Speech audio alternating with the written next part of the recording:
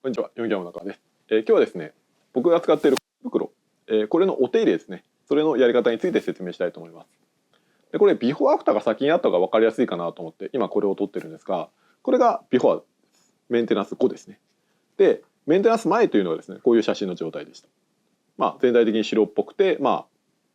傷とか汚れとかたくさんついてるって感じですね。で、全体的にきれいにして、あと、ここですね、この辺とかも糸ほつれてピリって取れてたんですけど、そこも縫い直したりとかってことをしています。で、ここから先の部分っていうのはですね、昨日撮影してあるんですが、僕まさかのですね、帽子横にかぶってます。深い意図はありません。単純にかぶり間違いです。で、撮影する前に鏡ぐらい見ろよと、思うんですけども、突っ込まないでですね、そっとしておいていただければと思います。はい。では、よろしくお願いします。こんにちは、ヨギャオ仲間です。今日はですね、僕が使っているこの腰袋の手入れ、メンテナンスですね、そちらの方をですね、やっていきたいと思います。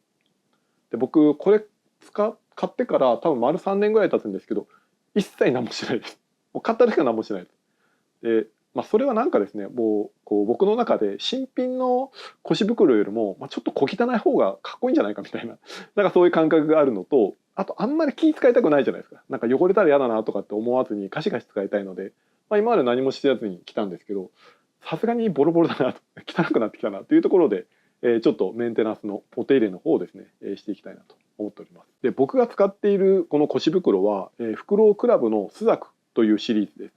で、僕買った以降にですね、なんかリニューアルされたようで、今はですね、このキャラメルと、ブラックとインディゴの3色展開になっているようです。このスザクの特徴は、ヌバックレザーというのを採用しているところです。ヌバックレザーってあまり聞きなじみないかもしれないんですけども、レザーの仕上げ方法の一つでして、こういった、これストレートのスムースのレザーです。一般的なレザーに対して、これはこの一般的なレザーの銀面をヤスリをかけてですね、肝をガサガサさせたっていう仕上げをヌバックと言います。なのでこれどっちかというとスウェードの仲間なんですよね。なのでよく使うこういったレザーのクリーム、こういうのをですね塗っちゃうとかなりべっとりしちゃいます。塗りムラになったりとか、ベタベタになってしまったりとかっていうのがあるので、このヌバックやスウェードを手入れする場合は専用のものですね。肝のレザーに使えますよ、ヌバックとかスウェード用ですよっていうふうに書いてるものをですね、使うように注意してください。ではですね、一般的に大工道具で使われるレザーの種類と特徴、そして各ですね、メンテナンスの方法についてですね、簡単にご説明の方をまずしたいと思います。では、この一般的なレザーですね。銀面というツヤツヤした面を表にしたレザー、スムースレザーとも言ったりします。先ほど言ったそのスムースレザー、表面のペーパーかけて毛羽立たせたものがヌバックレザーです。あとですね、裏ですね。表ではなくて裏をあえて表にしたっていう、こういうもの。でこれがスウェードになります。で、正確には、子牛とか子羊の柔らかい毛を使っているのがスウェードで、大人の牛ですね。大人の牛を使っているのが、ベロア。多分これベロアだと思うんですけど、ベロアと言います。ベロアの方が若干張りがあるという感じですね。で、特徴としてはですね、まず表と裏、こっち表です。表を表にしてるっていうのと、裏を表にしてるものっていうと、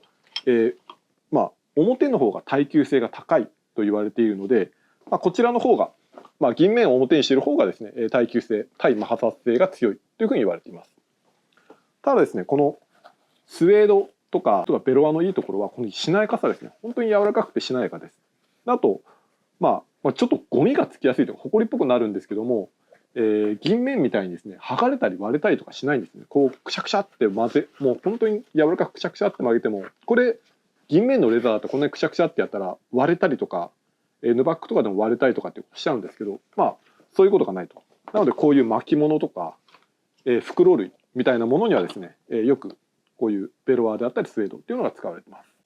で、あとですね、この2つ、スムースレザーとヌバックの違いなんですが、どちらも耐久性があると言われているんですが、銀面の方は傷がつきやすいと言われています。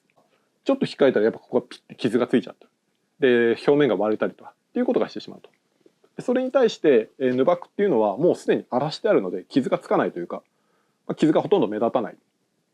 という意味で、対摩耗性に強いというふうに言われています。でただですね、やっぱりこの経年変化っていう意味だと、そのヌバックってそのいわゆる一般的なレザーのツヤのある感じっていうのはなっていかないんですよね。やっぱり経年変化を求めるんだったらこの普通のナチュラルのレザーで、これがやっぱり、オイルとかを塗っていくことでこう飴色になっていったり、ツヤが出ていったりっていう、まあやっぱり自分で育てるっていう感覚だったらですね、やっぱこのレザーっていうのがですね、やっぱいいところなのかなというふうに思います。まあこの3種類があります。メンテナンス方法についてはまず3つとも共通で言えるのは、まずブロワーでゴミを飛ばしますと。そして次にブラッシングですね。こういった、まあ、ちょっと硬めのブラッシングで、これでゴミを飛ばしてあげるという感じです。で、濡れたウエスで拭くとかっていうのは結構最終手段です。というのもレザー濡れちゃうとかなり色染みとか、してしまうので、なるべく濡らしたくないと。なので、エアーでダスターで飛ばして、ハケで飛ばしてっていうふうにですね、なるべく濡らさないようにメンテナンスするっていうのが基本になっています。きれいになったら、3つとも共通に言えるのが、防水スプレーですね。こういった防水スプレーをかけてあげるっていうのが、重要になります。僕が愛用しているのはコロニルっていうドイツのメーカーで、もうこれ100年以上の伝統があるこうレザーのメンテナンスのブランドなんですけども、こう伝統を守りつつもその最新の素材であったりとかテクノロジーとかにもどんどんチャレンジしているメーカーで、すごいなんていうんでしょうね、新しいものから、伝統的なものまで幅広くラインナップがあるっていうところが特徴です。すごく安心、信頼できるので、これ買っときゃ間違いないという感じですね。でまずはこの3つの共通点でまず、防水スプレーをかけるっていうのが基本です。その後にナチュラルレザーに関してはオイルですね、クリーム。傷が目立つ場合は、クリームを塗り込んであげるっていうこともですね、します。でただこれ、やってもやらなくてもどっちでもいいかなっていう感じがします。よく経年変化を早めたいんだったらクリームを塗るっていうのがおすすめかもしれません。このヌバックとスエードに関してはむしろここで終わりです。これ以上やることってほぼないんですよ。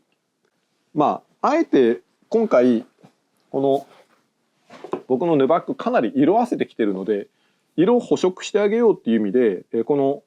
ヌバックのテキサスボトルっていうテキスタイルボトルかというものですね。でこれ色の補色をしてくれるローションなんですけど、これをもうさらに使ってあげようかなと思っています。ただ基本的にほぼ使わないですね。もうこの2つに関しては防水スプレーで終わりと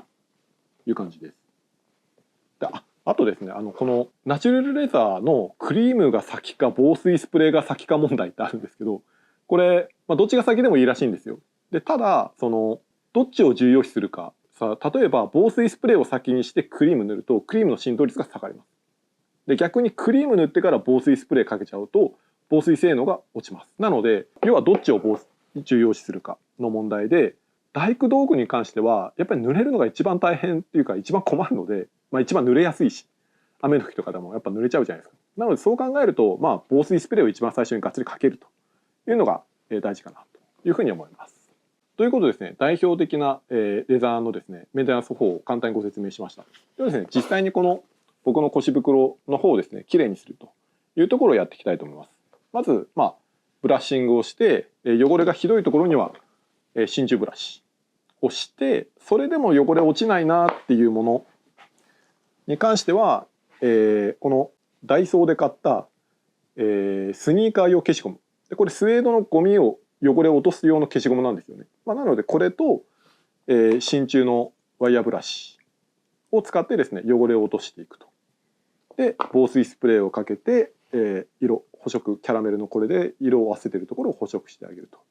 というようなことをですね、これからやっていきたいと思います。ではやっていきましょう。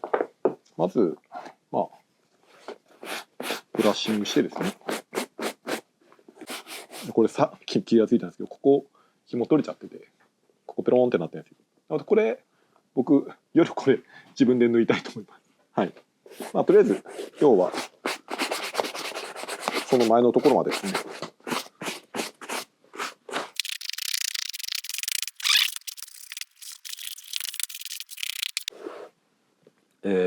ワイヤーブラシですね。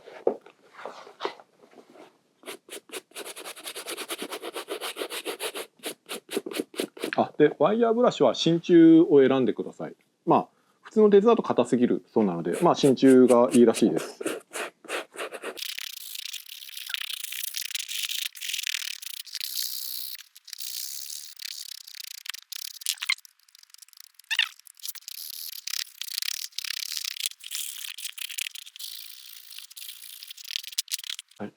っぱりワイヤーブラシだけだと意外と落ちないので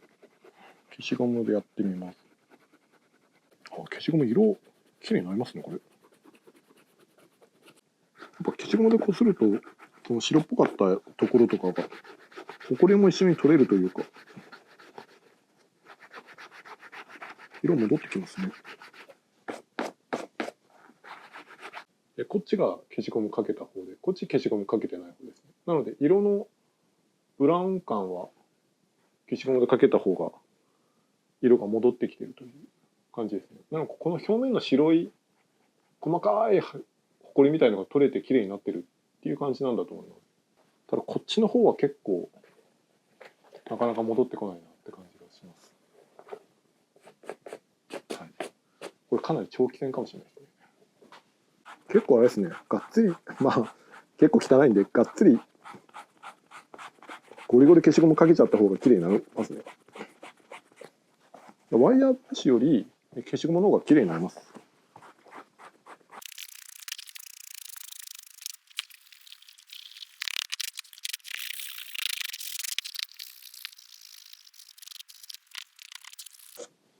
さっきよりはだいぶ消しゴムでこれぐらいまで、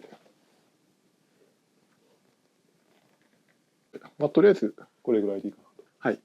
では次に防水スプレーをかけます。で、20センチ離して、少し湿る程度までかけます。で、乾いてきたらもう1回かけてっていうのを2回ですね、やります。乾いた後に、もう1回ブラッシングをしてあげると。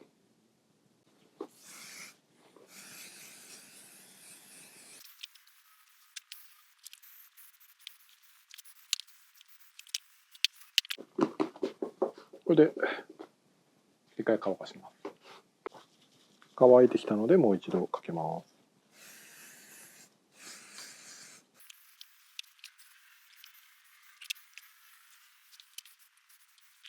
では乾いてきたのでブラッシングをしてあげます。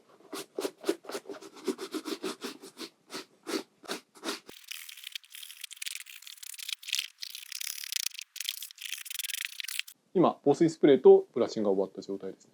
やっぱ物当たんないこの辺はすごい綺麗ですよね。もともとはこういう感じだったんだろうなって感じです。で、よく当たるとこはやっぱ色あせてるし傷もついてるという感じです。全体的に水しみだったようなところはだいぶ綺麗になったかなと思います。で、こので終わりでもいいんですけども、今回はこのローションですね。これは、色を補色してくれる、このキャラメル色に補色してくれるのと一緒に防水のローションっていう感じですね。潤いを与えつつ、色を補色してくれるというものです。でこれを、全体につけたいと思います。でこれは、こういう感じでトントンして全体的に塗ったら乾く前にブラッシングしてあげるという感じです。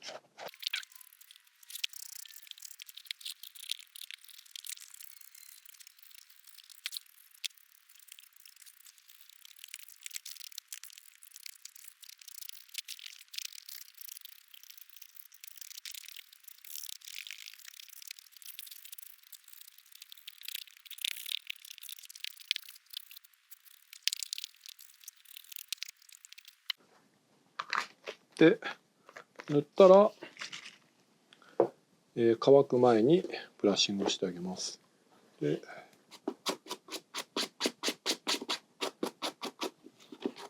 こっちでも、普通のブラシでもいいと思うんですけど、ちょっと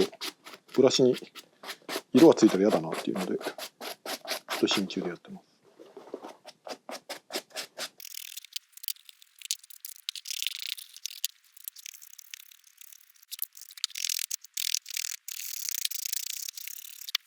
今まだ塗りムラついてるような感じですけど、乾いたら多分綺麗になるのかなと思います。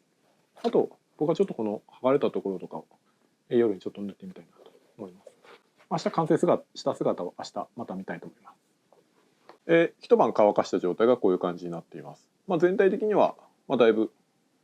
色も、馴染んで、綺麗になったかなという感じがします。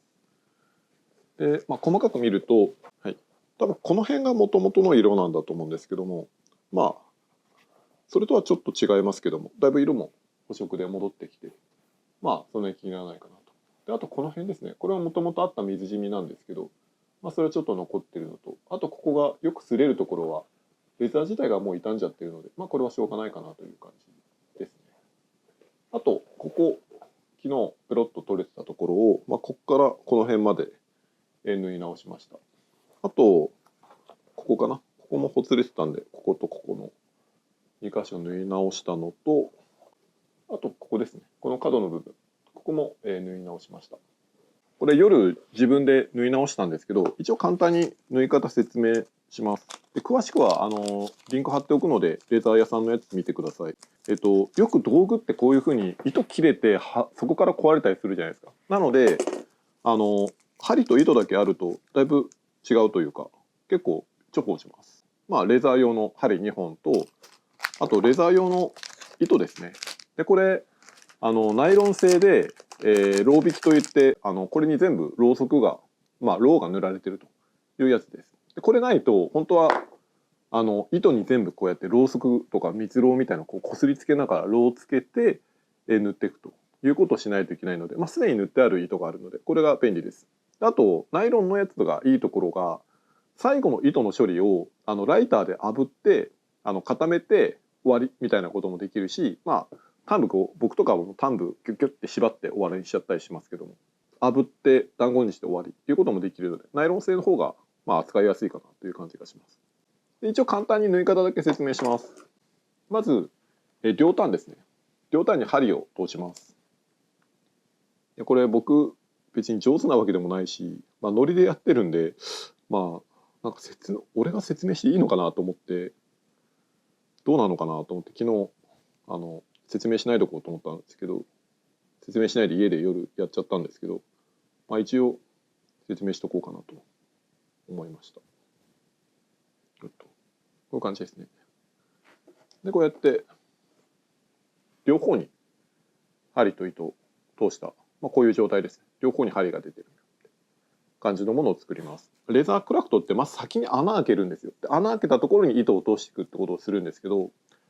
それが結構難しいし大変なんですけど、補修の場合ってすでに穴が開いてるんで、穴のところに糸を通すだけでいいんですよ。だから結構楽です。こうやってまず両方に貫通させて糸を通します。で、表側、こっちが表だとしたら表側に先糸を通して、で完全に糸を出さないでこんな感じで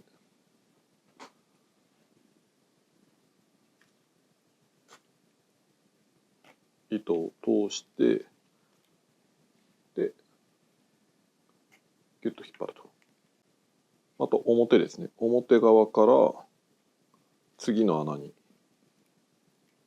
糸を通して、で完全に抜き切らずに次の針を通して、でギュッと引っ張ると。でまた表側に糸を通して、で反対側から糸を通してギュッと引っ張ります。これだけです。これだけですね。こういうふうに縫えますと。で最後の糸の処理は、僕は簡単にもう一回戻して、表から裏に戻して、ここで裏で縛ってあげます。